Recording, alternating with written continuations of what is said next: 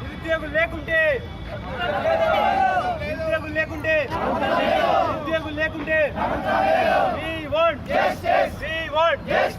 తెలంగాణ వచ్చింది, నిరుద్యోగుల వల్ల తెలంగాణ వచ్చింది,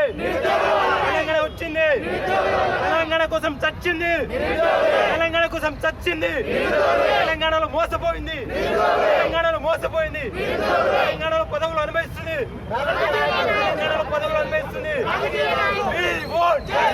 We want justice. 6 గంటలకు ఆర్ఎస్ ప్రవీణ్ సార్ వస్తే మోతిలాల్ నాయక్ మద్దతుగా తెలపడానికి, అతని ఆరోగ్య పరిస్థితులను తెలుసుకోవడానికి వచ్చినాం. ఇప్పుడే మాకు అందిన వార్త ఏంటంటే ఈ 9ంటికి ఈ 3 గంటలలో మోతిలాల్ నాయక్ యొక్క ఆరోగ్యం అనేది విపరీతంగా క్షీణించిపోయింది.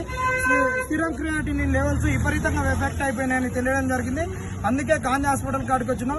నిరుద్యోగ మిత్రులారా, చదువుకునేటోళ్ళు మీ స్టడీ హాల్లో ప్రతి ఒక్కరూ మోతిలాల్ నాయక్ సంఘీభావంగా మన హక్కులు సాధించుకోవడానికి వినూత్న రూపంలో రేపటి నుంచి ప్రతి ఒక్కరు కూడా మీకు తోసినట్టుగా వివిధ కార్యక్రమాలు చేసి వాటిని సోషల్ మీడియాలో అప్లోడ్ చేసి రాహుల్ గాంధీకి, ప్రియాంక గాంధీకి, రేవంత్ రెడ్డికి, గవర్నర్కు ప్రతి ఒక్కరికి ట్వీట్ చేయాల్సిన అవసరం ఎంతైనా ఉంది.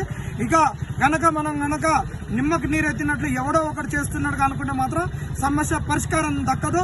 మోతిలాల్ పోతే ఒక ప్రాణాన్ని మనం దక్కించుకోలేము.